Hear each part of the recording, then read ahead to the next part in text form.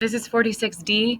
During the 1600s, Caravaggio, to the glory of God, makes some gorgeous Baroque paintings. This is one called The Calling of St. Matthew, away from his money collecting. You can see him there collecting his money. And Jesus is saying, "Hey, Matthew." And he's like pointing at him, that guy loves his money. And Jesus is like, that's the guy. And Matthew's going to come and follow Jesus and very carefully record everything that Jesus does in that long, wonderful eyewitness account that we now know as the Gospel of Matthew, written just a few years after the resurrection, writing down everything that Jesus did and said and giving it to us so God can speak to us today. Caravaggio. So in this painting, you see a lot of tenebrism, light and dark. You see chiaroscuro, the shadow and the rays of light coming in. Oh, it's awesome. Number 2, Baroque architecture has a grandiose scale, ornate decorations, and it peaked in Italy after 1600 and spread elsewhere. So basic parameters are Renaissance, 1400 to 1600, and then 1600 to about 1750 Baroque.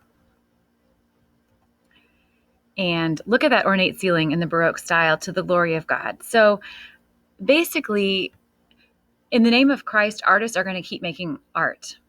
A lot of the patrons of the arts for Christ are going to be Catholics, some Lutherans, some Anglicans.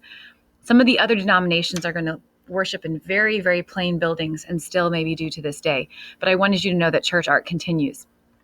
Look at this ceiling and these pillars. We've got some Greek pillars there, a Rome dome, all of this art to the glory of God for worship spaces.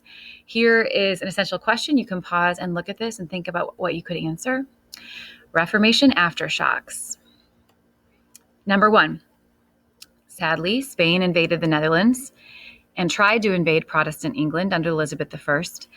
And Protestant England did support the Netherlands against Philip II. Number 2, in 1588, Philip II sent the Spanish Armada to invade England and to reintroduce Catholicism, but a wind destroyed this invasion. And Philip II said, "It is well known that we fight in God's cause, so when we meet the English, God will surely arrange matters so that we can grapple and board them, either by sending some strange freak of weather, or more likely, just by depriving the English of wits. If we can come to close quarters, Spanish valor and Spanish steel will make our victory certain." And that does sound like a Spaniard's claim. A storm did occur, but it actually destroyed the Armada. Pride goeth before a fall. And then this is a very, very famous quote from Queen Elizabeth I.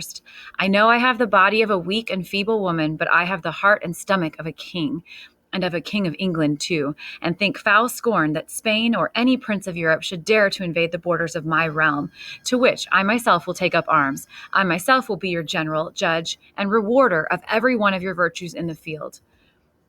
So Elizabeth promising to lead them into battle. And then there's a beautiful painting of the Spanish Armada coming. Number 3, the Spanish Armada never reached England. They were harassed by English ships and battered by bad weather.